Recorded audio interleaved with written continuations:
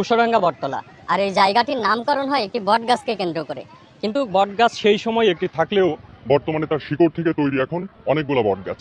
দর্শক, এই মুহূর্তে আমি দাঁড়িয়ে আছি ঝিনাইদহ জেলার মহেশপুর উপজেলার কুশডাঙ্গা গ্রামে। আর আজকে আমি আপনাদেরকে শোনাবো এই শতবর্ষী বটগাছের ইতিকথা। কুশাডাঙ্গা বটতলা বাংলাদেশের ঝিনাইদহ জেলার মহেশপুর উপজেলার কৃষি খামারের অন্তর্গত একটি স্থান। দত্তনগর কৃষি খামার এশিয়ার অন্যতম বৃহত্তর কৃষি খামার, যা প্রায় ৩,০০০ জমির উপরে প্রতিষ্ঠিত।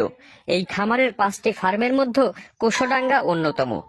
কুশাডাঙ্গা বটতলা মূলত একটি বৃহৎ বটগাছের জন্য পরিচিত, যা স্থানীয়দের জন্য একটি গুরুত্বপূর্ণ মিলনস্থল।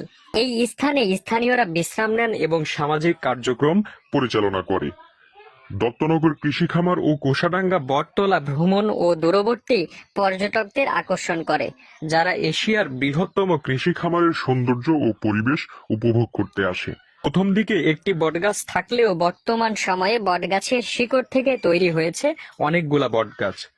মানুষের বিশ্রাম ও নিত্যদিনের বিনোদনের জায়গা হিসাবে পরিচিত এই কুশডাঙ্গা বটতলা। ঈদ, পূজা, পহেলা বৈশাখ সহ বিশেষ দিনে এখানে মানুষের আনাগোনা একটু বেশিই দেখা যায়।